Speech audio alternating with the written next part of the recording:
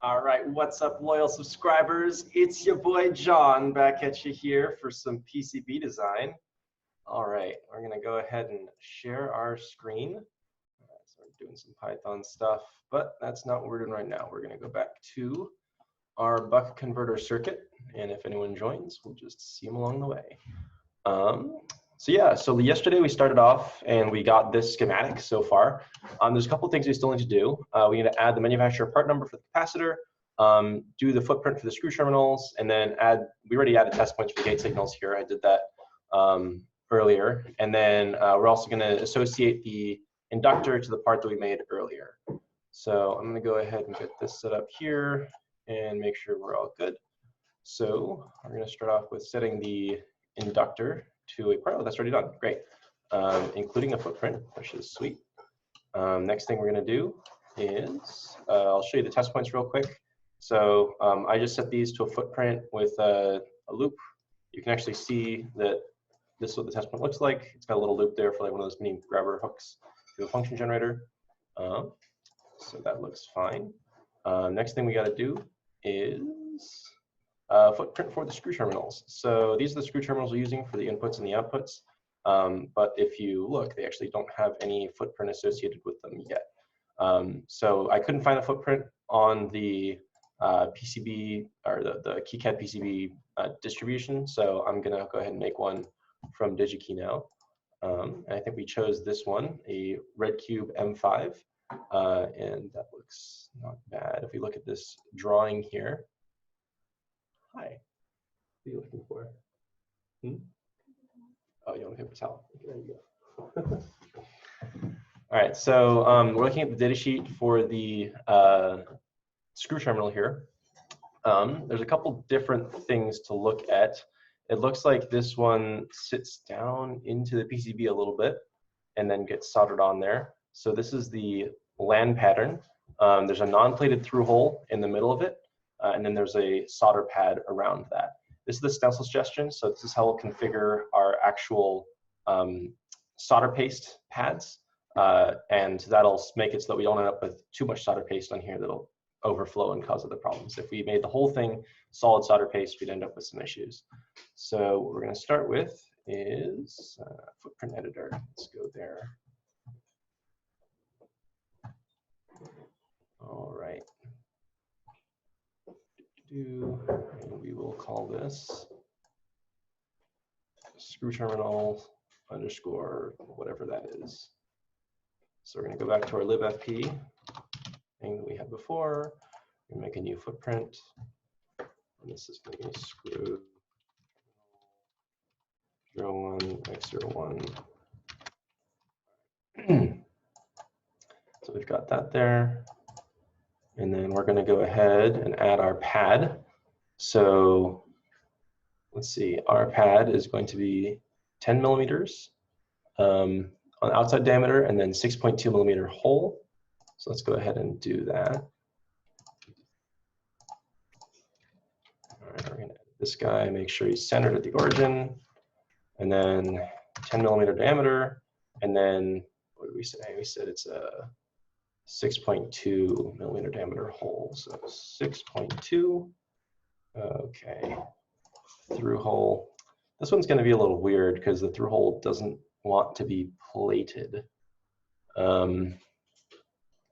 Well, I'm wondering how we'll do that exactly. What we could do is we could do an SMD pad, and then we could put a non-plated through hole through the middle of that. That might work actually. Okay, yeah, that's gonna be really weird, but we'll do that. So we've got our SMD circular pad there, and then we're gonna go ahead and make a non-plated through hole that's 6.2 millimeter diameter. Actually, position X, 0, 0, 6.2. Let's see, is that what we wanted? Yeah, 6.2. Okay, so now we've got this really funky looking thing. If we look here, I'll turn off the solder paste layer for now. You can see that we've got a SMD pad, and then a mechanical non-plated through hole through the middle of that. If we made that it's just a regular pad, you know, if the whole thing plated, so that would be kind of a problem. So we're going to now edit these solder paste layers. So if you notice here, when I had the solder paste layers on, this is just going to show where all the solder paste is going to be deposited. And it's just a big circle. That's a problem because all this solder paste is going to fall through the hole. So we're going to go ahead and turn off the solder paste for this guy. All right, that's off. And we shouldn't have any for the hole, so that should be fine. If we go back to our preview, okay, now we have solder paste layers enabled, and there's nothing falling through. So solder paste layers enabled, yep, nothing falling through. Cool. Our reference is still there. We don't really want a reference. No one wants to reference the hole. Well, actually, no, never mind. This is a hole for a terminal lock, so we probably do want to reference that. So we'll just move that up there for now. Okay. And then that guy is for manufacturing. So that'll just show up in our drawings layer as what kind of part it is. Yeah. So that's what that looks like. Now we got to do our paste layer, which is going to be interesting. I think that might best be done with some kind of, that's a really weird solder paste shape. I am not really sure how to deal with that, honestly. Well, we might try. Let's make sure we're on let's make a big grid, like 5 millimeters. Might just try drawing a polygon and seeing how that goes. Okay, make the grid a little smaller than that.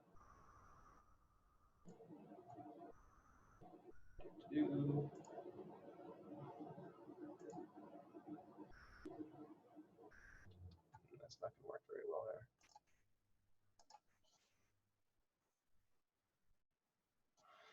All right.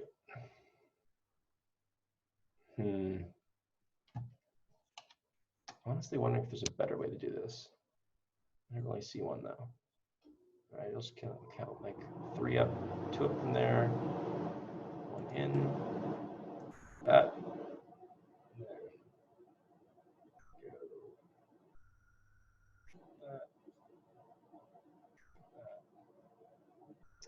I'll just adjust this later. Oh God, that's horrible. All right, well, what we can do is we can sort of mush this around. That really looks quite gross. I'm wondering if there's a better pad shape we could use.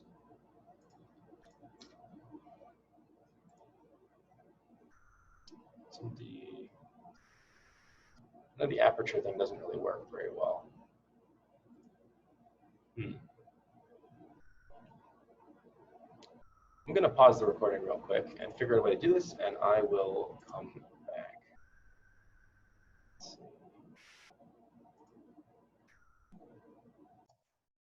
All right, so I started the recording again. I think the closest I could get to what they wanted with their stencil and the selective apertures here is to create an arc segment. So if you go here, you can create an arc. This is the arc, and you make sure you create it on the front paste layer. And he set the thickness to about 1.65 millimeters, I think. Let's see, we can take a look at, oops, this is the arc here. Yeah, so I set it about 1.65 millimeters. I centered it at 0, and I set the start point in the midsection of that pad boundary. I think I have 2 of these here. I should get rid of one of them. So I'm gonna get, oh wow, I got a lot of these guys. 1 second. Let me make sure I get rid of that. All right, that guy, and that guy. All right, so I end up with an arc, something like that. And then I can create a array of that. Circular array, make sure it's centered here. I want 4 of them to go around. So the angle between each one's gonna be 90 degrees, and I want 4 of them. And we're gonna rotate them so they end up aligned to the center. Oof, that's not quite right. Those guys all intersect a bit. So I'm gonna Control Z that, and I'm gonna change the span of this arc, the angle of this arc, I guess, to -60 degrees. Let's see if that works a little bit better. We're gonna go ahead and create that array, 90 degrees. Okay, more or less. So that's not perfect. It's not really a rectangular stencil piece in between, but it's probably the closest we can get. If we look on here, okay, something really weird has happened to our PCB. but you can see that the pad does have these apertures here. So that, I will say, is good enough for us at the moment. I'm really wondering why the PCB did that really strange looking thing. That is so weird. Okay, well, I guess we're just gonna go with it then. Let's see, I don't know if there's anything weird about this that we did. The pad is SMD, that's fine. Pad of ref star star, yeah, that, okay. Pad 1, yeah, I think that's fine. So now what we're gonna do is we're gonna add the step model of this thing. So hopefully a step file, please, please. Heck yeah, we got a step file. So we're gonna download that. And then we're going to go ahead and put that into our thing. So where was that? That was on desktop. PS4, buck converter, live3D. Here we go. We're going to go and drop that in there. And then when we go to our 3D settings here. Okay, our power PCB is back. Nice. I don't know what happened there, but okay, this is our step file of our little lug. Okay, looks good to me. Now let's go ahead and rotate this guy.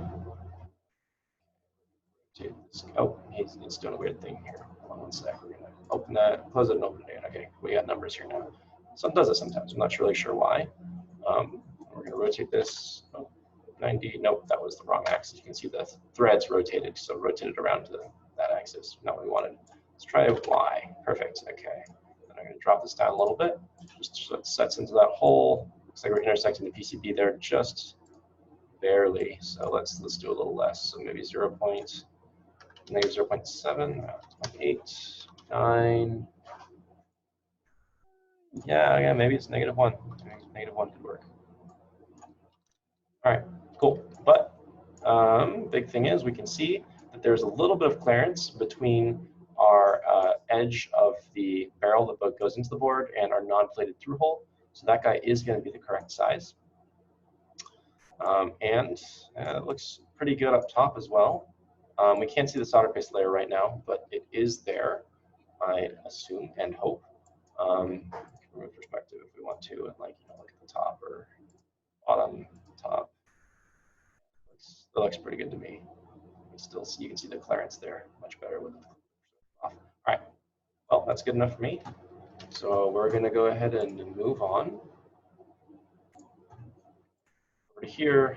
If you want to assign footprints to multiple things at once, up here, there's the edit symbol field. This is much more convenient.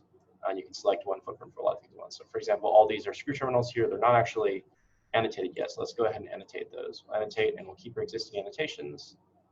Okay. Cool. And then let's go ahead and add some footprints for these guys. Again, it's going to be a libfp. All right. Cool. And you'll notice now if you just drop down, we've assigned that footprint to all these at once. So that saves us a bit of time. Okay, we still have to get a footprint for our capacitor here. Manufacturer part number for that as well. I think we have that assigned already in the homework. AORS, we already know it's an SOIC8 package.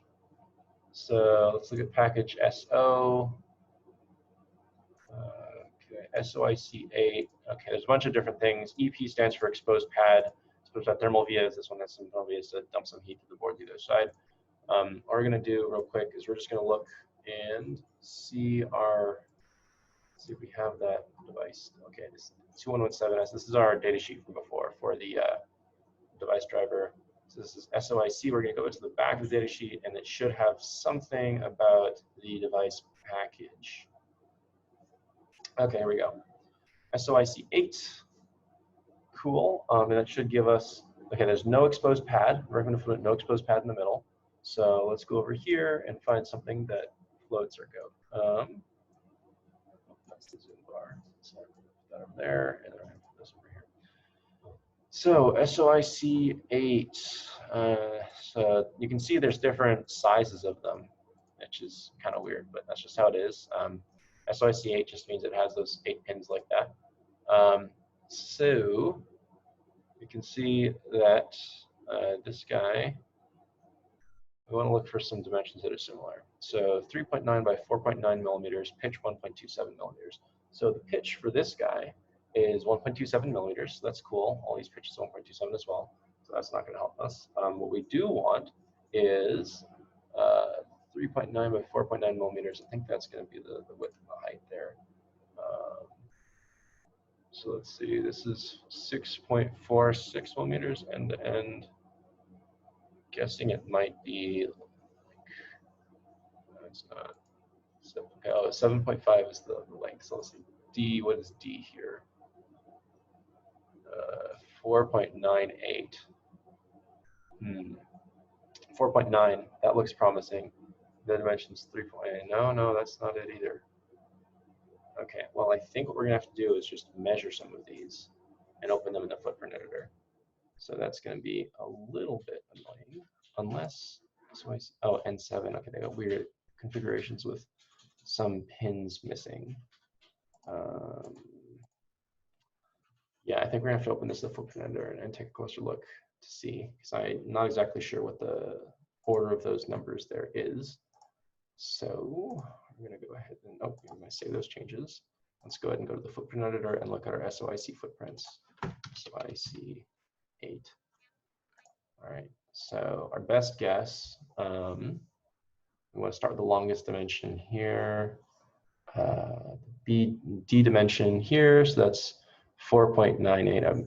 Minimum is 4.8. So yeah, we expect it to be somewhere in between there. 4.9 probably is built. So 4.9. So I see 8. We don't want the exposed pad. So we're down here, 4.9 by 3.9. Let's see if this fits our description. So if we look here, 3. Okay.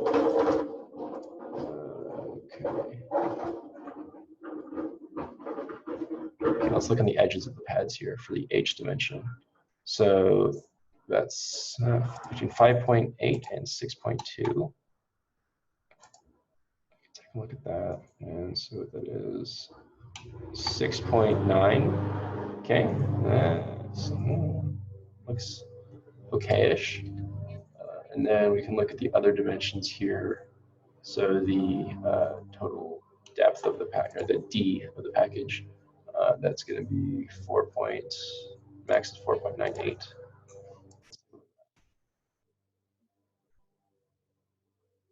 That's 5.4. Okay, might be a little long, but I think that's probably the closest we have here. It's not I don't think it's a rectangular one looking like that. It looks like this. 3.9 to 4.9. Yeah, I would say that's probably the closest we have to what we need here. Yeah, okay. I assume that'll fit. We know our pitch is correct, so that's good. We really just need the between pad spacing. And 6.46 with a 1.78 millimeter pad. So let's see, 6.46 minus 1.78 times 2 should go us with the between the pad spacing, 2.9. Let's just verify that really quick. Okay, yes, that's about 2.9. So this is the right package here. So it's SOIC-8, 3.9 by 4.9 millimeter, pitch 1.27 millimeters. Cool. We'll choose, oh yeah, let's choose that guy on our editor over here. So that's going to be for AURS 117. We're going to SOIC-8. Let's see, 4.9, 3.9, 1.1 pitch. Yep, okay, great. We'll connect our data sheet to that really quick just to make our lives easier. So that's our data sheet there. Okay, and manufacturer part number as well. Cool, cool. And now let's find a part for our test loop as well.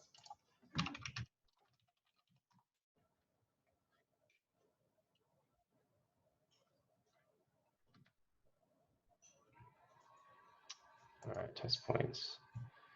I'm not going to search for test loop because it looks like most of them are not listed that way. But what we can do is we can look over here and we can find one that is going to be through hole vertical. And we want the dimension of the hole to be the same as we've selected as our footprint. So if we look over here, the diameter the drill is 1 millimeter, and then the pad diameter is 1.8 millimeters. So let's look over.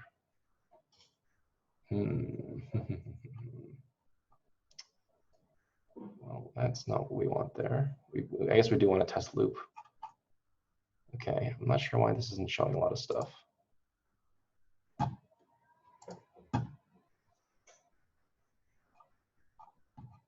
These are not the test points we want.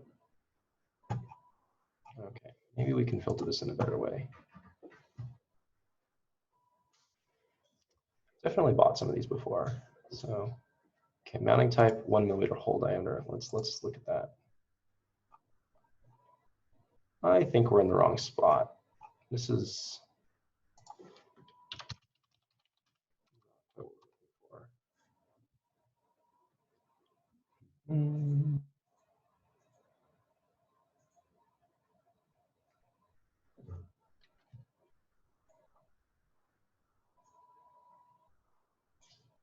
Really only 357 items under test points? I find that hard to believe.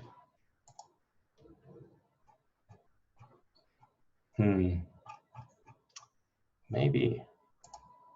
All right, so if you go to the 1 millimeter hole diameter, we're in the same spot. Okay, I have definitely seen more stuff in DigiKey for this. Let's see, okay, I'm gonna pause the recording again and figure out where these test loops are, and I'll be back. Okay, so I think I figured out where these are all hiding. So I selected 1.0 millimeter loop diameter, but they're all like, just a bunch of these around here. And if we look there, there's like 23 of them now. Let's take a look here. I just down selected too much. And now we're into the territory of actual, these are the test loops I was looking for. So this is still under DigiKey test measurement test points. Just if you filter the drill size, make sure you don't select 1.0 millimeters exactly. So let's just make all of ours, whatever they got the most of. So I often just filter by quantity available, count it down, and we'll get these little insulated kinds. We'll make them all white. Yeah. I don't want to buy multiple colors. It's too lazy for that. So we'll go ahead and this is the manufacturer part number here for the test point, and we will copy over this data sheet here. So there we go. All right, and I think there's the capacitor. That's the last thing I gotta do. This is the FFB, whatchamacallit. Let's take a look at that. So DigiKey FFB44E0476K. All right. Oh, that's weird. All right. Well, we don't have to make a footprint for that. Okay. Power film capacitor. It is 47 microfarads, 100 volts DC. All right. Well, we're gonna copy this manufacturer part number onto our thing there, and then we're gonna copy this data sheet as well. Cool. I gotta find a footprint for this guy. So if you look at this FFB series schematic, okay, so K-style P0, so K-style, so FFB44, so this is K-style number 4. If you look at the part number, it's FFB44, you have FFB44, so case size 4. This is the case size is 4. Is there anything else about case style? No, lead styles. 476K. Okay, there's no lead styles there. I'm going to assume that it's a 2-leaded style because we look at the image. Actually, hold on. Yeah, it's just a 2-leaded style. Yep. All right, we'll do that. So 2-leaded style. Oh, I hope I don't have to make a footprint for this guy too. This does not look promising. I think we have to make a custom footprint for this guy too. All right, well, it doesn't hurt to first look for a footprint. So, let's see, capacitor. There's a capacitor. capacitor, THT. All right, it's a radial leaded capacitor. It's not snap-in kinds, radial tantalums, axials, disc type. More radial kinds are rectangular. Okay. So what this is going to be. The leads are LS spacing, so 27.5 millimeters apart. Okay, pitch 27.5. Come on. Oh, hello. Okay, so we got 27.5. Width is 7. Okay, what's this? What's width here? Width says for this guy it's 20.8. 20.8 right there. Okay. Width 20. Oh, come on. 20 point. Okay, 27.5. Okay, close enough. I think. I don't know what MKS4 stands for, but the pitch is correct. Pitch says 27.5, and width is 20.8, and the length 31.1. So, oh, yeah, okay, we're in the right ballpark here, and really nothing.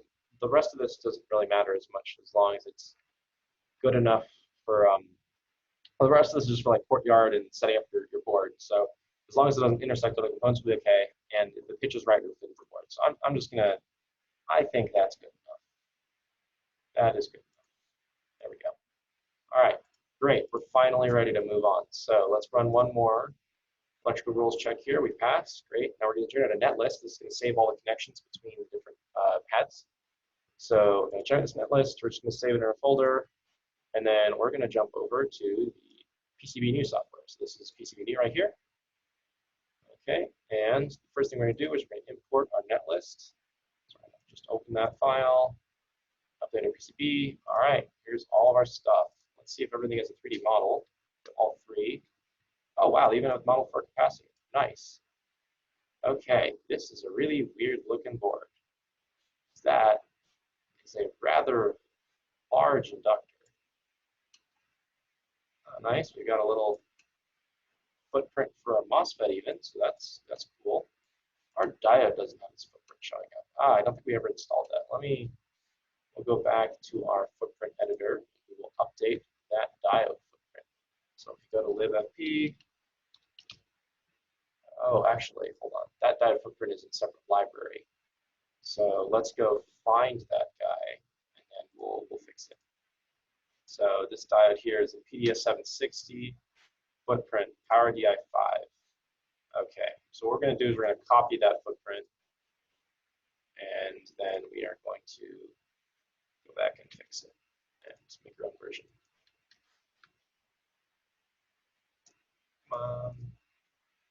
Get rid of the library name and see if it finds it. Cool. We're going to copy that. I just hit Control-C, FP. Let's make our own. All right. Paste footprint. Oh, I didn't copy that properly last time. So we'll fix that. All right. There we go. Copy. It's bad form to edit the libraries that come with the distribution, because when you update your distribution to the next version, all your works need to go overwritten. So if you ever want to change a footprint, you want to put it into a new library here.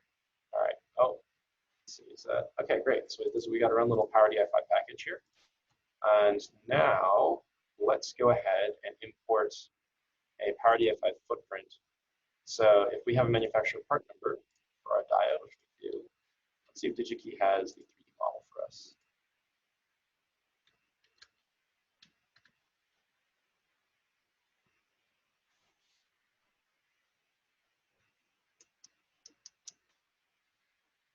Okay, nope. So let's do the Power DI5 step file. That Power DI5.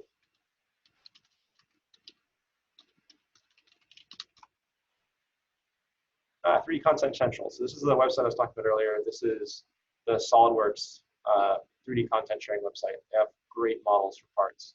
And in this case, we have a footprint that's already validated by KiCAD.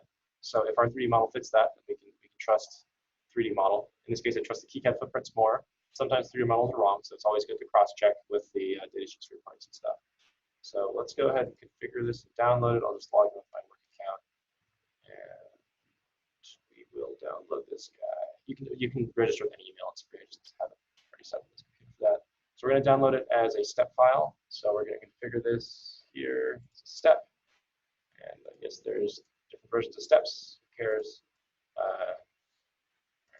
Let's download this right now. All right, great. So now we've got this guy. That's our Power DF5 step file. I'm going to copy that. I'm going to bring him into our lib3D here. Okay, great. Now let's go ahead and add this to our 3D model. Boom. All right, that's a little offset. That's to be expected. Go ahead and rotate this guy. Oh, no, wrong way. All right, we're going to move up. I think we got to rotate him around the Z as well. Okay, let's move him. Oh, I wrote it wrong way. All right, let's move this guy on there.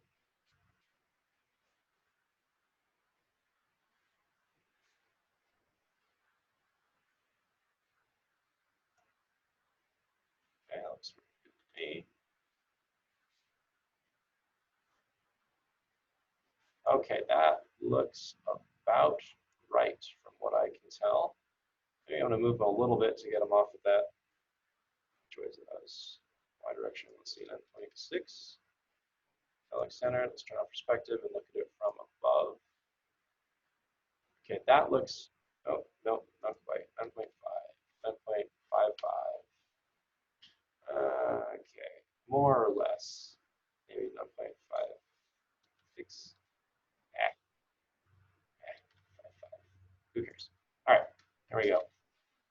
So now we've got this is a 3D model for our diode. Looks good to me. And now we've saved that as part of a footprint, and this footprint still maps to that footprint in libfp, I think. Actually, no, it's not. It's not. We have to do that. So we're going to go back to here.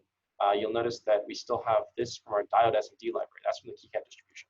So we're going to change this to our local libfp version. So here we go, libfp, and there's our Power DF5. Great, that's used libfp Power DF5. So it's our local copy with the 3D model. Great, we're going to go ahead and save this, and we're going to go ahead and export our netlist again so it captures that difference. So generate netlist, save, great. All right, now we're going to go ahead and update our netlist. Cool, and now if we do this, we should see our diode. There we go, it showed up. Very nice. Okay, now we just got to configure this in a reasonable layout on the board. There's one more thing I think we should do before we go ahead and actually lay that out, is add some mounting holes. You always want mounting holes in your PCB.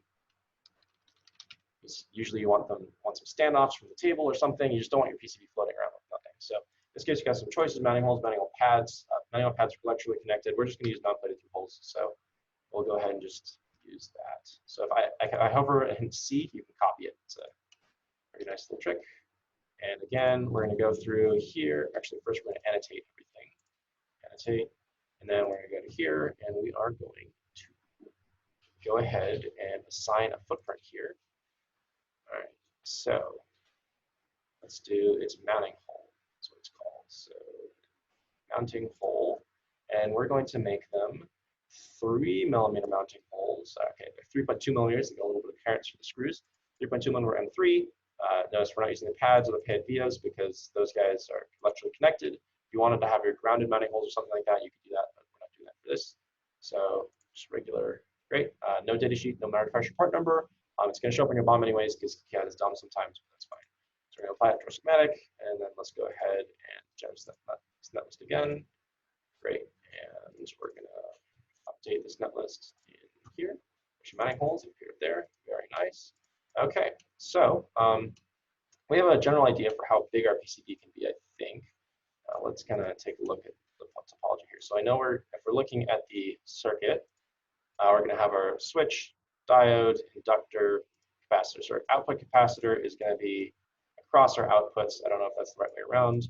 Our inductor is going to be somewhere over there, right? And then we have a diode. So this guy that's our MOSFET, okay? And our diode is over here. So it's going to be facing that way. Our MOSFET is up here. And we're going to have our little driver circuit for our MOSFET as well. So this is our gate resistor for the MOSFET. It's huge. I don't know if it needed to be that big, but maybe it did. 20 volts across 20 ohms is kind of a lot. We've got our gate driver IC there. Little teeny diode for its bootstrap circuit. You can see those little rat nest wires connecting things. Another great trick for this, I just discovered this pretty recently, but when you have multiple layers, sometimes things get confusing. You can hit Control H, and that makes things high contrast. So it removes, like, you won't see the silkscreen layers and these things, there's all these colors. It gets kind of crowded, especially if you have two layers on your board with front copper and back copper. So Control H, everything kind of goes away. So I'm going to use that later to some better effect once we actually have some front and back copper going on. Okay, so we've got our holes. If you're working with mechanical engineers, they really like holes in nice even places. So oftentimes what I'll do is when I have a general idea of how big my circuit's going to be, I actually put the mounting holes in positions with the keyboard here. So I'm going to actually, let's see, we'll do 0, 0, okay. And you'll notice there's a whole drawing frame here. We'll deal with that later, but the 0 position actually up here. I usually draw it up there, and then after I'm done, I move everything relative to the grid and just make everything at like 50-50 or something is actually on the drawing page. But for now, it's easier to work with all the coordinates centered in 0, 0. So let's go ahead and make this x position 0. Again, y down is positive, so we're going to make this in position 50, and then let's make it like 100 wide board. So like 100, and then 0, and then the size is going to be 150. There we go. All right, I think we can fit everything under that. So we're going to copy this stuff, except for Mr. Mounting Hole over there. Come on, deselect, deselect. Ah. Deselect, please. Okay, there we go, great. Oh, beautiful. That was exactly what I wanted to happen. All right, there we go. Moving all that over there. I think I can fit this in the board, I'll be fine. Okay, we've got our solder lugs here. Maybe we also want to make these in like a reasonably nice position as well.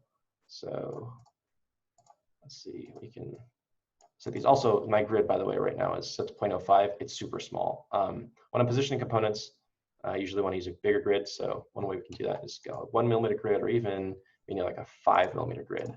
And this way, everything's the way position is going to be like a nice multiple of 5. One thing to note though is if things are placed on 0.01 millimeter grid, when you move an object at first, it'll snap to your grid that you've set, for example, this 5 millimeter grid, or it'll snap to your original position.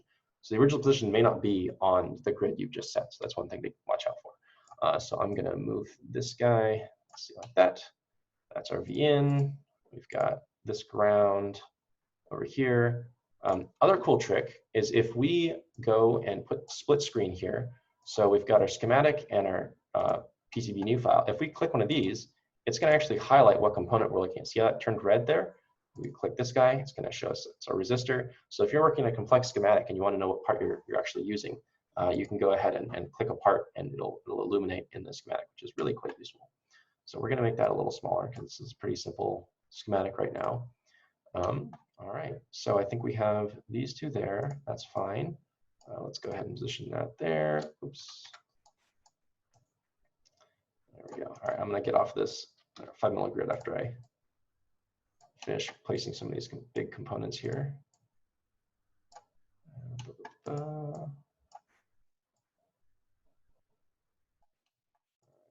These guys are going to be on the output here. Great.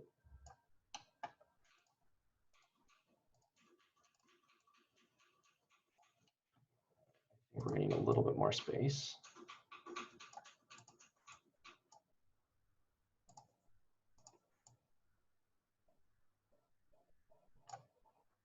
Okay. Cool. All right, these are our test points for our gate signal. So we're going to want them to be down here close to our gate driver, which is cool. All right, we can't put stuff under the inductor, obviously. Like, you know, on the top side, we could put them on the bottom side. I wonder if we can just fit everything on one side of the board, though. So this is a little, like, test development board type thing. It's much easier to not have to reflow components on two sides, especially if we have heavy components. Well, actually, so here's the thing. If you put two-sided components on boards, what you're gonna have to do is reflow one side and then flip it over and reflow the other side. So oftentimes what you'll do, if you have heavy components, you'll add adhesive under the components as you put them on one side, so they're glued on and they don't fall off on the other side. If you have pretty light components, it's pretty easy. You can just do, you know, light components, flip it over light components. The surface tension of the actual solder when it's reflowing holds them on, so it's just fine. In this case, we got big inductors and stuff, so we'd have to do is put all the big stuff on. Well, if the big stuff is surface mount, we'd have to put it on one side and reflow it the second time, so it doesn't fall off when it's. And it would never have to be upside down in the oven. Is what I'm saying. In this case, this isn't really much of a problem because we've got through-hole stuff. We have surface mount stuff. So as long as all of our surface mount stuff is on one side of the board, we can actually reflow it in one pass, and it'll be just fine. So there is actually going to be a lot of real estate on the underside of the board, and I'm pretty tempted right now to flip all of these guys to the other side. I might actually do that. Okay, yeah, I think I will do that. So we're going to go ahead and hit F, and this flips it to the other side of the board, and we can see what's going on here. Cool. And we're going to take our resistor. I'm going to flip that as well. I'm going to switch to a smaller grid now because we're positioning things more closely. All right, here we go. We want to untangle our rat's nest wires. All right, make sure all the SMD stuff is on the back side of the board here. I don't actually know it's connected to what. Let's see. Okay, that looks like it's legitimate. I know this diode's supposed to be across here. I'm going to flip that guy. And also, you notice that I have, I can rotate in 45-degree increments. You'll probably only be able to rotate in 90-degree increments. The way you set that is actually in your preferences here. If you go, it's somewhere around here. Hotkeys, no. It's the rotation. Display options, no. PCB new. Okay, rotation angle, 45 degrees. Preferences, PCB new. This is useful if you want to position components more closely together. Sometimes diagonal works. So I use 45 degrees. Most people are fine using 90-degree rotations, but if you see me click more times when I rotate stuff, that's fine. Also, I'm using the R key to rotate stuff. So I'm going to flip this F again, and this is our big ass diode that's going to be doing something like that, I guess, right? Okay. So that diode is going to be between there and the output and the ground, I guess. So we can just put that guy there and don't really care. As long as you have enough space to get to that through-hole connector, we're fine. All right, this is another part of the bootstrap circuit. So I'm going to go ahead and put it here. Actually, wait, no, that should be, this bootstrap circuit should be like this. Yeah, untangle this a little bit. There we go. Okay. Then we've got our big R up there.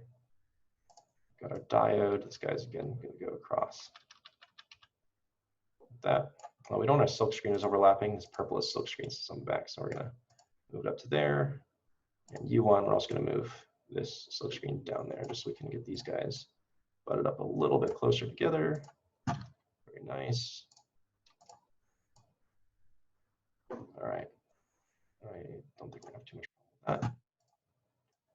Okay. Put that resistor close to there. And this looks about right. We're getting pretty close here. Let's see. So we got a test point. This is going to be ground. So let's put this close here. Nice. We want it to be in a pretty user accessible position since it's going to be where you're going to hook up your signal generator. All right. And then these are also part of a bootstrap circuit. So I'm going to take them over here and just flip them.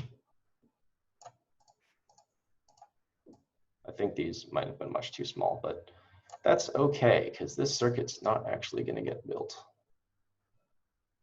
All right, this is okay. This is another instance. So you have a big capacitor and a small capacitor. Small capacitor is usually for the higher frequency stuff, so I put it closer to the actual component. Right, we're going to move these references here so they don't get in the way too much. Okay, that was pretty gross. Change this grid so I can change that. One.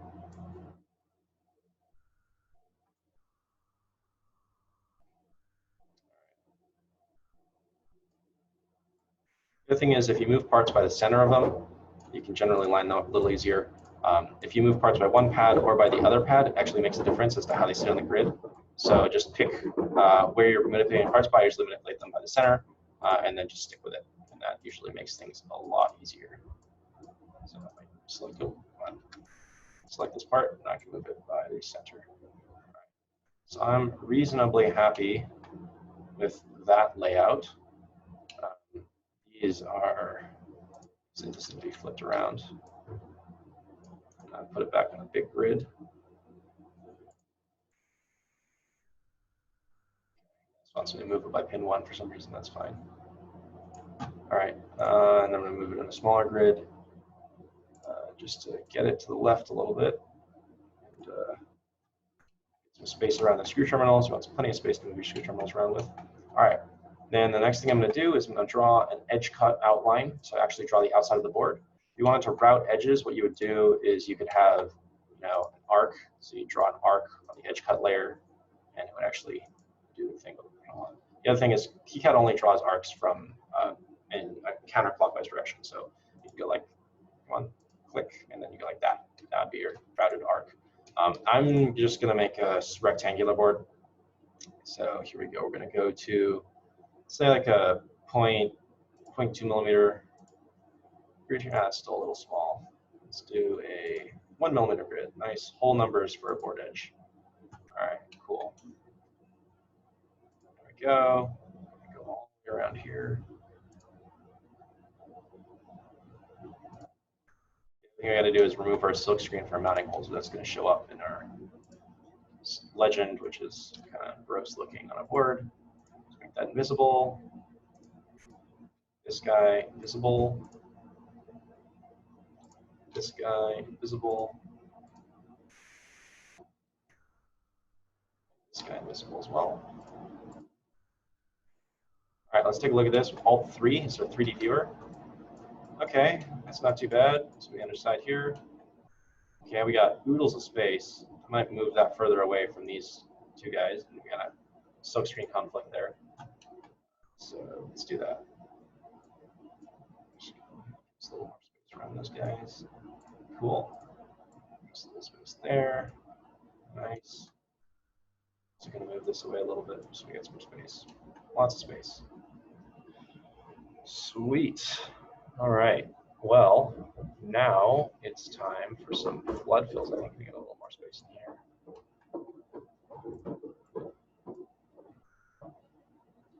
All right. So the next thing we're going to do is we're going to do some flood fills here. So I could just connect all these to traces. If I hit Shift X or if I hit this button, I can connect things with, traces. Right now, things are kind of being weird. All right, I got to switch between layers. So I'm looking at the top layer right now. If I draw traces, I can only draw traces on the top layer. I don't know why it doesn't want me to. It's not wanting to draw traces there. If I go V, now, oh, here we go. Yeah, because it was on the back layer. So I can draw a trace like that. Cool.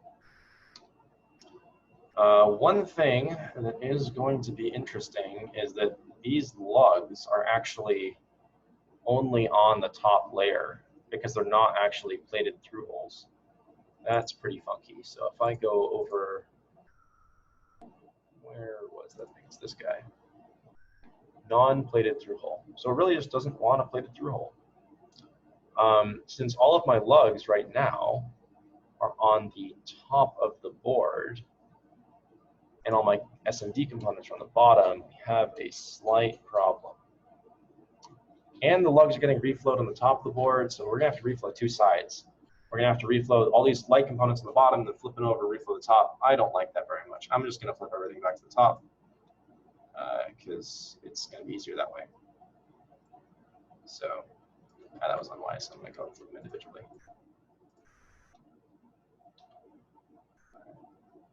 Flip, flip, flip, oops. Flip, flip, flip, and flip. Yep. All right, that looks better. That'll be, so now we've got conflict. If you look here on the top side, you can see that we've got stuff embedded into our inductor, which is not great, but yay 3D models, because that'll be less visible without that. So let's go ahead and move stuff around until it all fits. So we've got a resistor here. Nice. And then our little switching circuit. Still got plenty of space. No worries whatsoever. All right, we gotta fit this guy in here somewhere. What I'm gonna do is move this guy down a bit. Just, I don't know, this guy in here.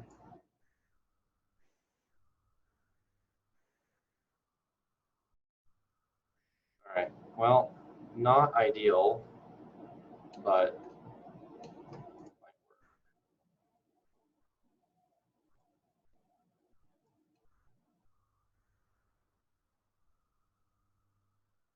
all right.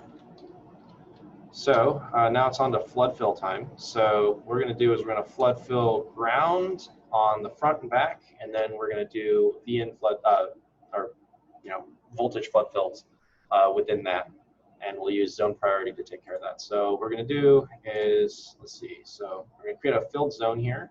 I'm going to click over here, and it's going to be on front copper. I want it to be ground. Let's just make it the whole board.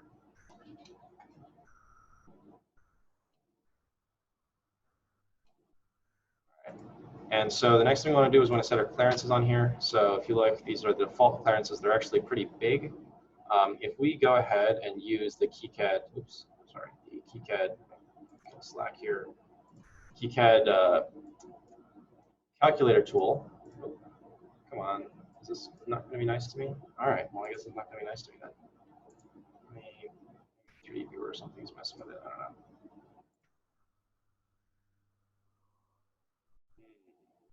Something is a little weird here. I'm going to go ahead and close things.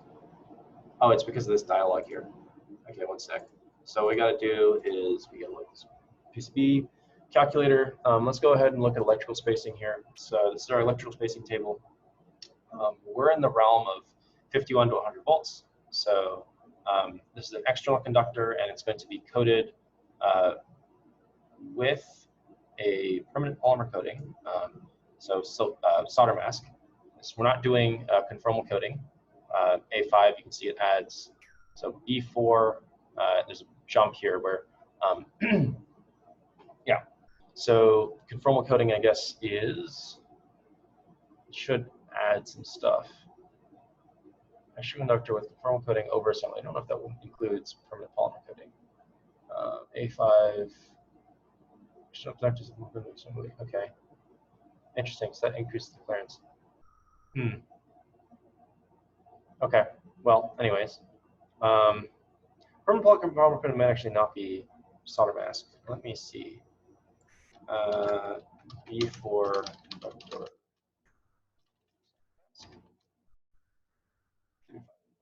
I'm gonna look this up really quick, and I will be right. All right, so I did a little bit of looking up stuff up, and this great thread on Stack Exchange with PCB track clearance seems to suggest that permanent polymer coating does refer to solder mask or solder resist, which is what we're using. It's like that green stuff on the PCBs. So if we look over here at the PCB calculator, we can see that external conductors with permanent polymer coating is B4, so it's category B4. If you add if you add a conformal coat, as you get up to higher, well, actually, I guess conformal coat clearance is pretty much the same at higher voltages, which is this is the external conductors of conformal coating over assembly. So yeah, that's different though. So our permanent polymer coating is what we care about here. So if you look at this range, so B4 and then 51 to 100 volts, our clearance is going out 0.13. That is actually smaller than a lot of manufacturers like to manufacture their clearances. So we're just going to make this 0.2 to make things nice and round. So 0.2, minimum width, let's also say 0.2, thermal clearance, 0.2, and then thermal spoke width, I'm going to say 0.4. So thermal clearance is when you have a pad with thermal relief, in that it has little spokes coming off. It's not just solid to a plane, so it's easier to solder onto. How far it isolates it from the rest of the plane is that relief width, and then those little spokes coming out from the pad are the actual spoke width. So I can show you. Let's see, thermal PCB.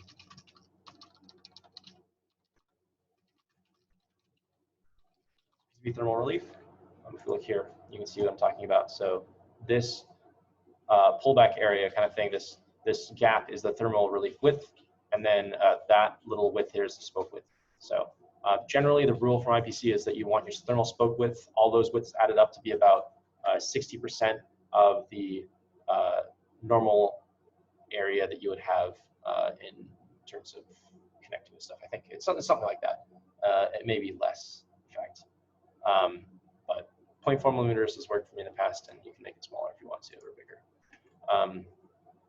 All right, yeah, 60% of the track width, I think, is what the normal connection is. So if you have like tracks that are, whatever, 10 millimeters wide, so they're huge, then you need 6 millimeters total of thermal relief spoke width around your thing.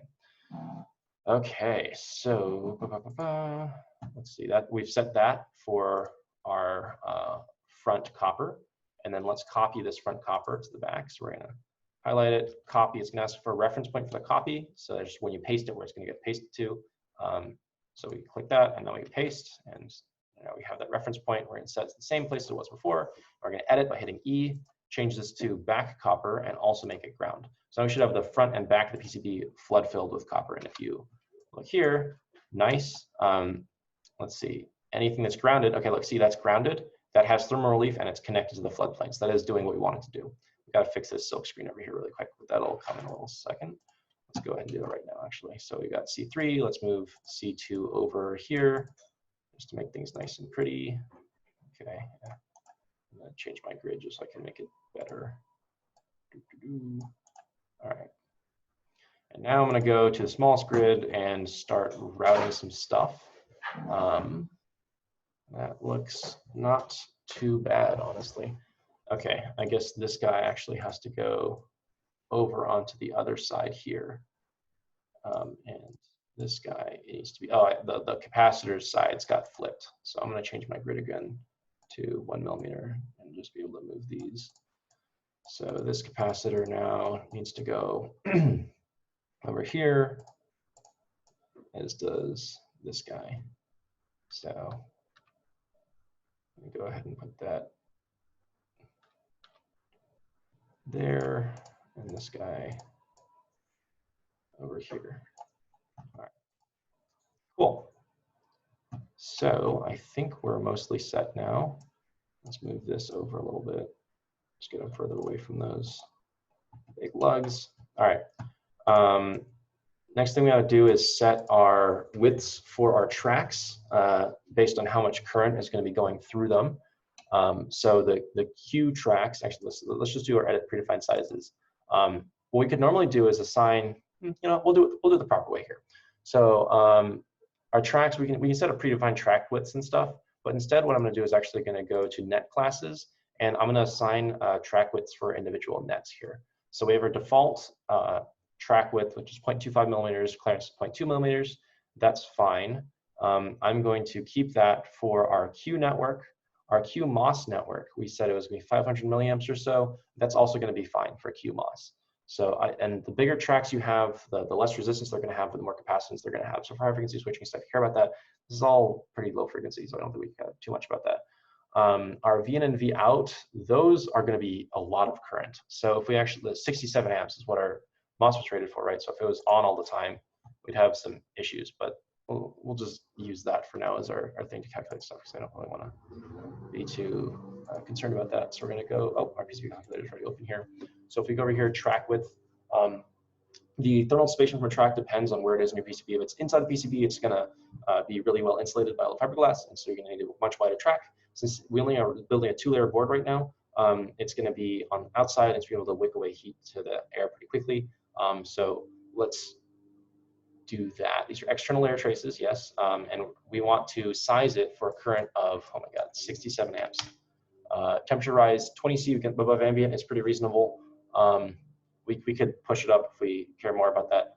We're limited by the TG, the glass transition temperature of our PCB material.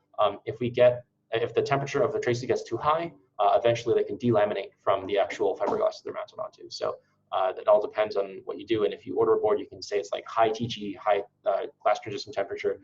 So you have you can run things hotter, I guess. But generally, making these hot and cold is really bad for them because you end up, popping a bunch of components off and stuff like that. So you crack things like your through-hole plating in your barrels and stuff. So not great. But anyways, let's just see what ridiculous. Okay, 66 millimeter wide traces. Yeah, that's a lot. Boy, we may size to less than that since we know that we're not actually going to be operating at 67 amps. In fact, if we look at our circuit topology, right, we would end up saturating our, well, yeah, that would be kind of a problem, I think. I think we would end up saturating our inductor, and that we'd have, well, I don't know. Well, it would go up to the input and output to the same voltage. So I think, yeah, we could end up with 100% duty cycle in some cases. I might be wrong, but I'm going to use that assumption for sizing these tracks. So 30 millimeter wide track, 60 millimeter wide tracks, that's absolutely enormous. Let's see. Let's call this like 70 amp power. Okay, track width. It's going to be comical. It's 60 millimeters, a little less, but let's just look at that and see what it looks like. It's going to be too big, and we're gonna find a way around that. So, okay. So if we do Shift X, if you notice there's a little star here next to our track width, that's saying we're using the default track width of the net. So, oh boy, come on. Track width,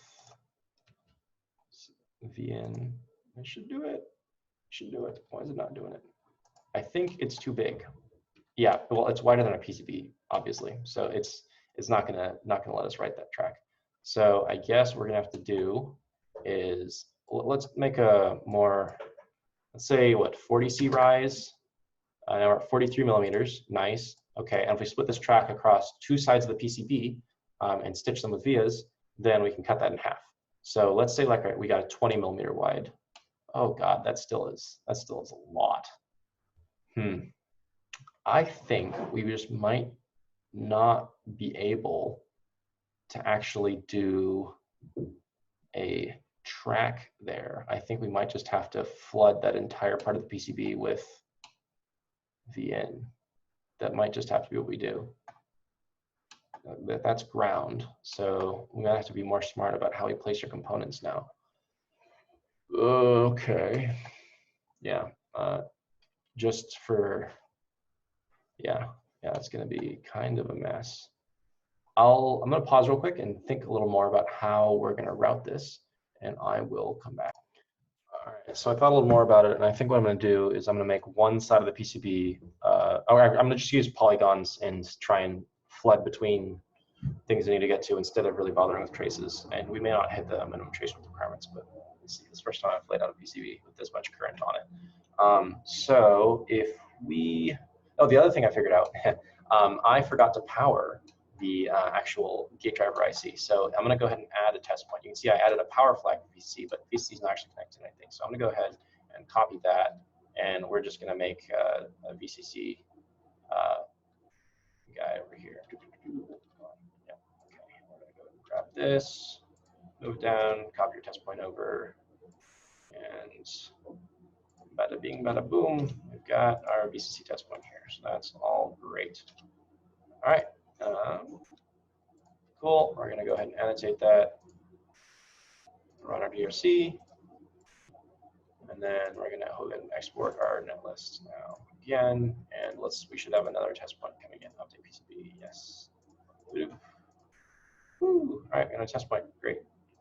So now we've got our positive supply, we've got our gate signal, and we got our other things. So let's go ahead and route. We got to do a big flood fills first. So yeah, VN is going to be our main thing here. I think I'm going to do just flood this entire section of the board with VN because that looks like a thing that needs to happen. And then we'll move that diode, and that's going to sort of bridge across into the ground-filled region. I think I'll move that stuff over a little bit. So yeah, if we look over here at our thing, VN comes just into the beginning of the MOSFET, and then, actually, hold on, why does everything on the MOSFET say VN? That doesn't make too much sense. Give me one over here. So got VN, it's coming to the MOSFET, and then it should be different after it comes out of the MOSFET. Is that really all that there is for the rest of it? All right, that's very strange, but we're just gonna roll with it. So cool. I am by no means an expert in this, so just gonna. Well, that looks like a mess. Oh, you know what I'm gonna do? I bet if we flood around this whole guy here, so just as an example, if this is a fill here, remember the entire board has ground flooded on it, so we're gonna have to make this stand out. In fact, if we go Alt 3, you can see it's not showing a zone. Also, this is like, I moved these components and didn't update stuff, so I'm hitting B, and it's gonna refill the zones. So those are refilled. We still can't see the other region. The region is these two zones are overlapping, but they have the same priority. So I'm gonna give this guy a higher priority, this VN. We're gonna give it a zone priority level of 1. Make sure everything's attached to thermal reliefs, nice. All right, and let's take a look here. Yeah, so now you can see this is a separate zone. So what I'm gonna do now is move all this stuff a little bit down here. Cool, cool. And this guy can bridge to ground from this MOSFET. Yeah, so if we look across here, so this is VN, this is ground, and that guy's going across. That should work okay. These thermal reliefs are not going to stand up to however much current we're thinking about putting through them. So 1, 2, 3, yeah. I think we just have to make that solid, because if you look at how wide that trace is, that's 0.4 times 4, so 1.6 times 8, so 8. It's like 12. It's like 12 meter wide trace, maybe 12 millimeter wide trace. That's not going to cut it. That's not enough current capacity. So what I'm going to do is I'm just going to remove all the thermal reliefs on this guy, and if it makes it harder, it's not going to be a problem since we're not doing through-hole soldering on any of these components here. If it all reflows, the whole plane is going to get to temperature at the same time. We're not going to end up with some stuff. If we have like larger size planes, large plane on one side, and like a small plane on the other side, then you might have some weird issues where the component tombstones, and so that one side reflows before the other and ends up standing upright. But for this, I'm not going to worry about that. So let's just say it's solid to care more about the thermal performance of the joint there. So that's all solid. That's okay. This is not connecting there. Oh, that must be in the wrong place somewhere. Is that just not? Oh, I see. I see what's happening. I see what's happening. Okay, so this guy needs to connect to those guys on the underside, and I have a special plan for that. So what I am planning to do for this guy is I'm going to actually stitch it to the back side of the board with a bunch of vias. So we're going to go ahead and on the front CU, this is going to be no, hold on. QMOS is there. This is net D2 pad 2. So let's go ahead and do net D2 pad, D2 pad 1, yeah, okay. And it's gonna be solid.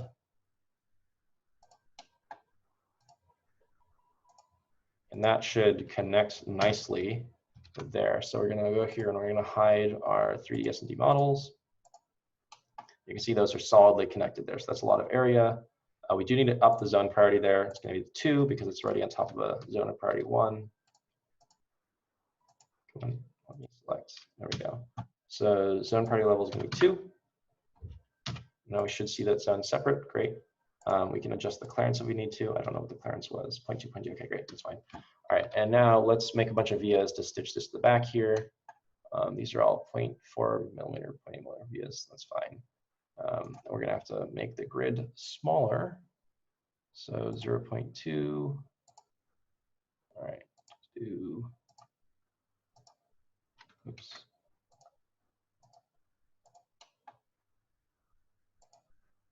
Okay.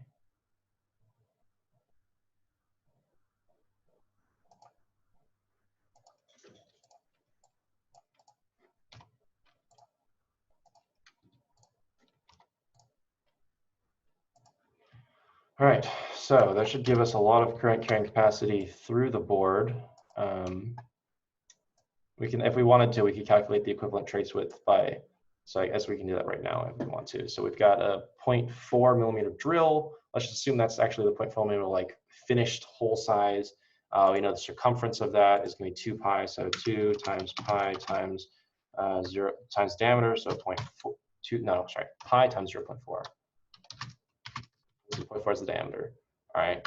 So this is the trace width of 1 via and 1, 2, 3, 4, 5, 6, 7, 8, 9 times 9. So 11.3, not great, but that's kind of the best we can do with this. Actually, you know what? No, we can do better than that. We can do better than that. We can extend this flood zone up a bit. And let's see what happens if we put more vias over there. I have no idea what I'm doing here, but I'm attempting to do my best. So, oops, that's saying that's VN. We don't want VN. We're going to refill with B, and then so when you place a via, it places it on like the first the net of the first surface it sees as it goes in. So in that case, we hadn't refilled, so it didn't see what we were wanted. So, all right, so let's see, 1, 2, 3, 4, 5, 6, 7, 8, 9, 10. We could extend this down too.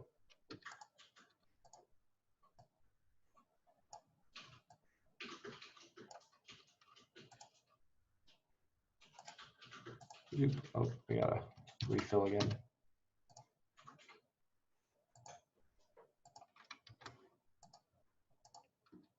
All right.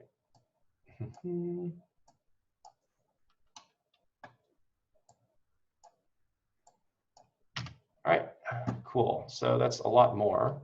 Is that 1, 2, 3, 4, 1, 2, 3. So we got 12, 13, 14, 15, 16, 17, 18, 19, 20, 21. So times 21, 26 millimeters. So with 40C rise, that was going to give us 20 amps or something. So not great, but okay, it's going to get ridiculous if we do more than that. I left these vias off so that we could actually connect this QMOS circuit here. So Shift X and connect those. Great. And then VN should be connected here. I'm not sure why it's not doing that. Give me a moment. I'm going to take a look at that real quick. All right, I'm back. And oh boy, so this guy has been giving us some problems. When we do a DRC, a design rules check on the PCB new thing, it says pad's too close to pad because this NPTH is overlapped to this guy. And the worst thing is when we go and look in here, oops, I flipped this guy. Yeah, so it doesn't allow me to connect this guy to that guy very well. Oh, well, actually, it just did. That was very strange. Didn't do it the other times. All right, well, either way, that error is not something I like. And you can see here that this is clearly connected. There's no gap there, so it's connected, but it's still showing as unconnected here. So there's something weird happening with this whole NPTH pad and pad thing. And I had a whole problem with this like a year ago when I was trying to do an Ethernet jack, and I had this whole thing, and they recommended some weird like shape addition things, and I ended up just going back and doing this for the design. And so I think I'm going to go back and do that kind of thing here and leave some clearance between the pad and the other thing. What I'm going to do right now is I'm actually going to try and build it as an arc with an anchor pad and see what happens. So this is the original big pad guy. I'm actually just gonna copy that and turn him very small. I'm gonna make this into a 1 millimeter little anchor pad thing. And what this allows me to do is allow me to assign a pad number to one of these little graphic arcs that I've made. And also the reason these arcs exist, I've realized, is not to reduce the reason these like little strips here is not to reduce the amount of solder mask to put in. It's actually to allow the stencil to have the center section blocking the hole. Otherwise, it's just you're gonna laser cut a circle out of your stencil and it's gonna fall through. There's no way to make kind of this this island in the middle without these supports. Okay, so let's take a look at this anchor pad here. I want this to be 0x, sure, -4, why not? Okay, maybe a little more than that. 4.2. Nope. Okay, 4.1 is what it's going to be. -4.1. Okay, and then what I'm also going to do is I'm going to pattern this guy. So I'm going to create an array. I'm going to go circular array 90. Yeah, sounds good to me. Okay. Oh wow, it didn't create the numbers. That was a missed setting on my part. Let's do that again. So oh, no. Create array. Use first. Okay. Are they really gonna? It's gonna keep numbering them, isn't it? All right. Well. All right. I'm just gonna have to go back and change that then. All right. So this is gonna be pad 1. This is gonna be pad 1. This is also going to be pad 1. This is one of the things that's like all these little edge cases in KiCAD just get super hacky, which I don't like, but the rest of it's pretty nice. All right. And then what we're going to do is we're going to merge these guys. We're going to create pad from selected shapes. We're going to create pad from selected shapes. We're going to create pad from selected shapes. All right. And then we're going to go through here and make sure all of these show up on the front paste layer.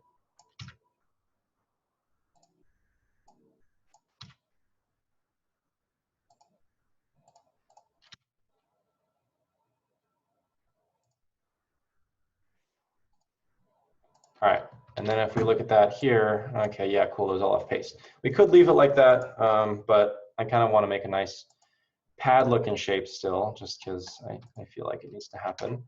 So what we can do is we can take this guy and we can make an arc around. Let's see, I'm actually wondering how that is necessarily going to work. You can see that these are all around this guy right now, which is cool. Let's go ahead and make another arc, actually. So we'll do that. And oh gosh, we're on the wrong thing. We want it to be in front copper.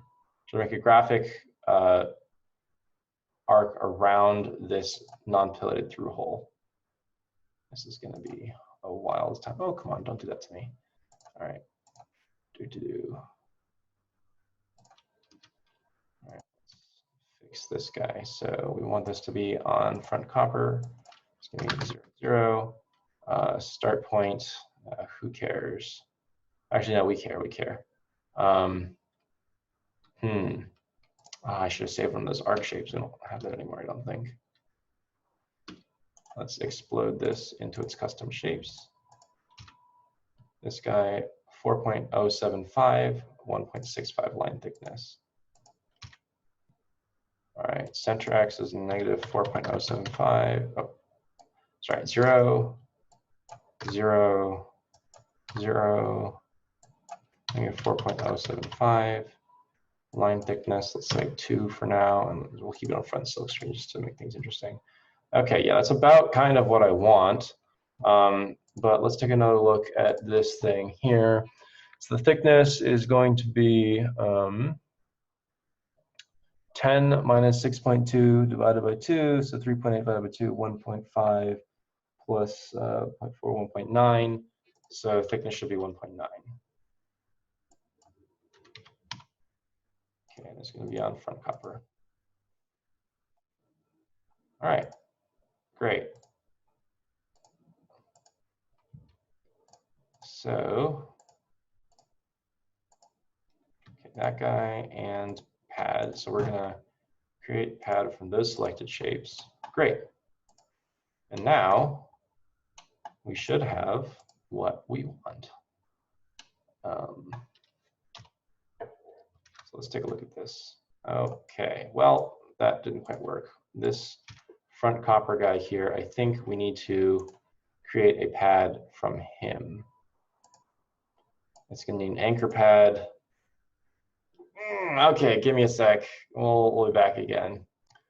All right, we're back. I think I have another idea how to do this. We're going to create, oh, wow, it's offering that to me as a pad shape now. That is incredibly bizarre. All right, we're going to make it a circular thing. Great, and this is our little anchor, so we're going to merge this with our pad just somewhere around here. It doesn't really matter that much. Let's edit this and make sure this is pad 1, and we're going to merge, sorry, we're going to select those two, so this guy and that, and then we're going to create pad from selected shapes. Great, all right, now I got this weird donut looking pad thing. I honestly don't know if, I think it's going to say pad's too close to pad still. But anyways, let's see if we can position this 0, 0. Oh man, that's the anchor pad. Right, that's what it is. Okay. It's gonna be just a second here. All right. So I think what I'm gonna do, I'm back to here. I'm just gonna take this circular graphical ring here and connect it to this little like bean-shaped pad. It's my anchor pad. I'll just create a pad from those selected shapes and we'll just call it a day. That's probably the best we'll get for now. So let's take a look back at here, and then we're going to tools, update footprints from library, apply. Okay, all right, that looks much more reasonable. We've got, it shows it's connected and I can connect to it really nicely. This is a way better pad than we had before. So I'm pretty happy with that. All right, let's see how that looks. Oh, well, there was one thing I forgot to do there. That solder paste is not going to be actually possible because they've got some kind of hole in the middle there and it's going to be floating. So that stencil doesn't really exist as a thing in reality. Hopefully the manufacturer catches that. But you know what? We're just gonna leave it for now, I think. Actually, no. You know what? No, we're not. We're gonna go back and fix it. I know what we're gonna do. So if we go back to libfp, our thing, okay, screw terminal here. We can explode this pad again from its selected shapes. Great. All right, this guy and that little guy are a pad. So I'm going to create a pad from those shapes. Let's edit this pad, make sure it's on front paste. Okay, great. We're going to copy this pad. Control C. Okay, all right, paste it exactly where it was. All right, and then now that one is going to get connected to this guy. Create that as a pad. All right, this guy not on paste, and the others will be on paste. So if we look at this and we remove our 3D SMD models, oh, hold on, we got to also set this as an SMD model. So in general, this is surface mount here. Okay, great. So now we go here. Great. So non-plated, we have our apertures, and there we go. Finally, that only took like an hour. So now we go over here, tools, let's update our, oh no, just back. Tools, update library, apply, close. All right, there we go. Thank Jeebus, there we are. Got our pads, they are manufacturable, and let's just keep on moving here. All right, so, oh wait, hold on. Why is this saying that it's not connected now? Oh, come on, don't do that to me. Don't do me like that. Oh boy. That is not showing there. All right, let's B to rebuild. No, still not filling. Okay. That's super duper fun. I think what's happening is I didn't assign a pad number to the big pad maybe. So let's go back to the footprint editor really quick and just figure out what's going on there.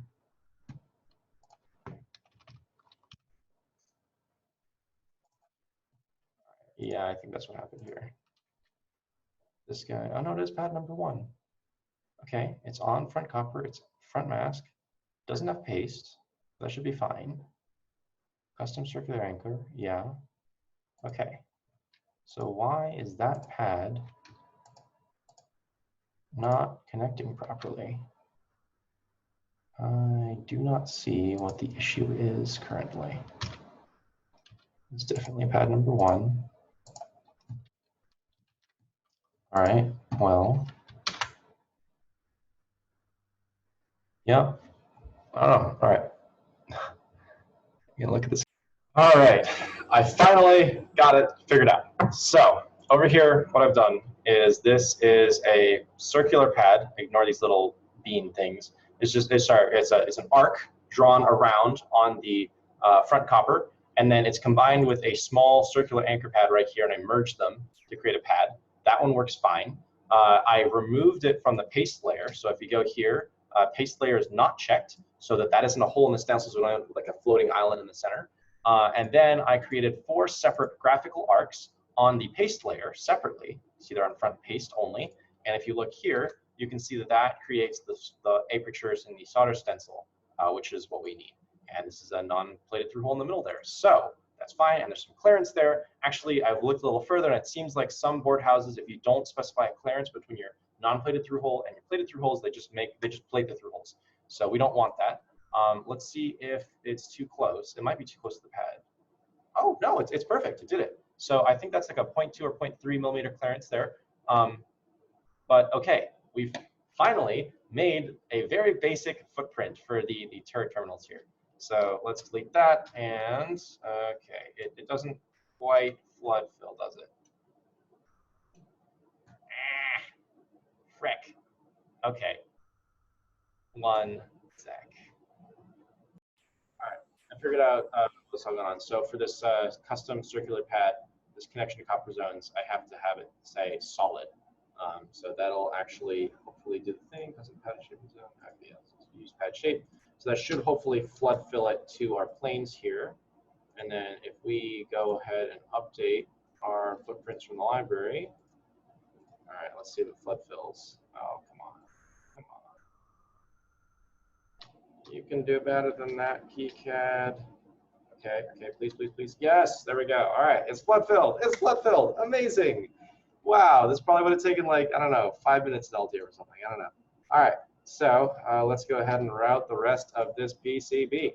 We're almost there. So this guy here, I'm not worried about it. 0.25 millimeters is fine because it's a really small current, 600 milliamps here. So other thing to keep in mind when you're routing a PCB is you want to one trick you can have for making layout easier is if you make all your front copper traces horizontal and all your back copper traces vertical, or vice versa.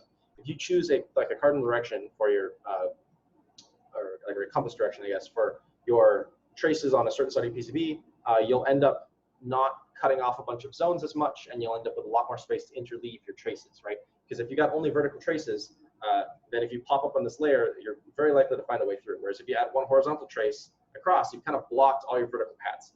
So it's one thing I do, at least, for routing PCBs more densely. So in this case here, we've got current coming from this guy around to the other side of the MOSFET, and to get around, we don't want to cut it off, right? If we just route a trace here, we'd end up isolating everything across here, and so we would really force all our current to go up and around. So in this case, what I'm trying to do is I'm actually going to use the back side of the board as my horizontal component of things, and then actually, let's see. Yeah, well, let's make it vertical, actually. Backside's going to be vertical for the most part. So we're going to go to the back. We're going to start a trace with Shift X, and then hit V for via, and then we're going to go down like this. Let's pop over, see horizontal on the front here. Oh, hold on. Let me set my grid much smaller real quick. 5. All right, and then we're going to hop over. Like that. Oh, wait. No, that's news. We're going to have to go. Oh, gosh. Thank you, KiCAD. Thank you. Oh, boy. Wonderful time. All right. And if we want to drag stuff, we can drag stuff like that, which is pretty nice here. But now, if you've noticed, Since we went vertical here, we can go horizontal right here pretty easily. So that's chill. And then this guy can also just get connected like that. Great. Okay, we got some more VCC stuff here. I might just do a whole like little VCC floodplain type thing because I'm feeling dapper. Let's do that. So 0.5 millimeters. Let's give it a nice little VCC flood. Okay, we'll do thermal reliefs because it's not high current. Okay, let's go ahead and do that.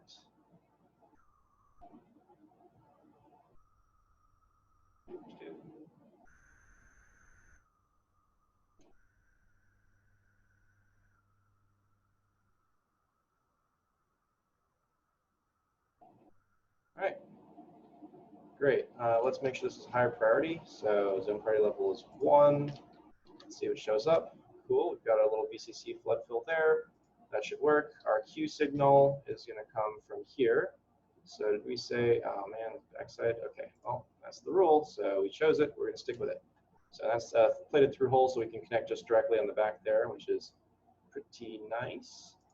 Let's go ahead and do that. And since our backside is vertical only, we're going to go like that. All right, cool, cool. Looks good to me. Got one problem here, and that this VCC is not having a great time. Let's go ahead and move this guy down and move this guy over. So we're going to hop between that VCC flood fill and ground, nice and happy like. Cool. I might go ahead and add some corners here. So I'm going to create a corner and just sort of shrink this down a bit. It's not high current. We don't really care about that kind of thing that much. All right. And there we go. So now we've got stuff from our VCC test point supplying our IC there. And the next big thing we need to do is share current around here. So let's do a floodplain on the back side of the board. Real quick, like. Come on, buddy. Backside, and this will be net D2 pad 1. D2 pad 1. Cool, cool. All right. I kind of want to let ground get around the outside of that board there. So what I might do is rotate that guy later. Or that could work. That could actually work.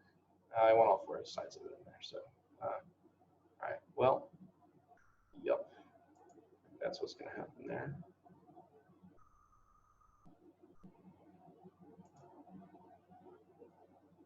Not so fancy, but it should work. I assume.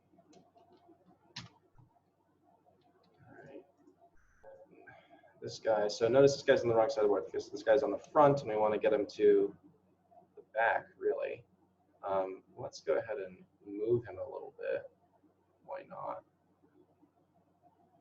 And we'll add some corners here.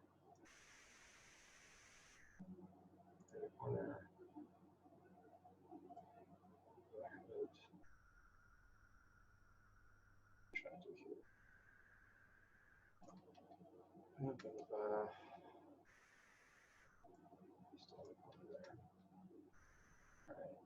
Yeah, I think I know what I want to do here. I want to get this guy just like that. I don't want to move my inductor down too much. I should probably move that a little bit here. Then we shift that guy over there. And add on a little bit further.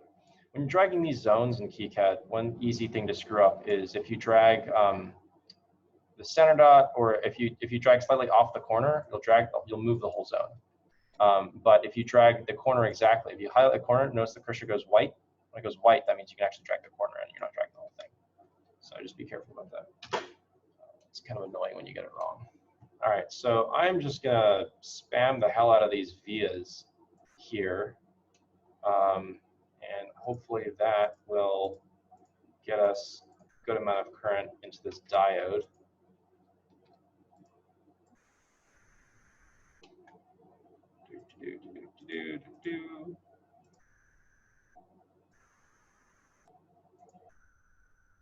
All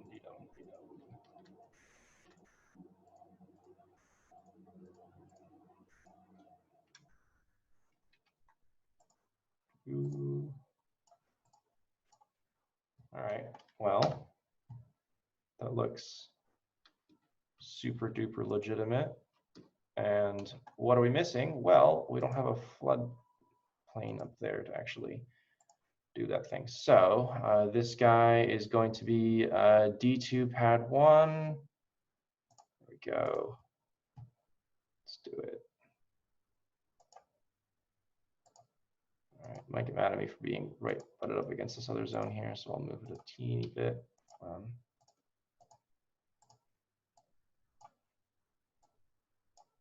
All right, nice. And zone priority is 1. Let's make sure it's showing up here. Yes, it is. I think I can move this closer again. That's fine. All right.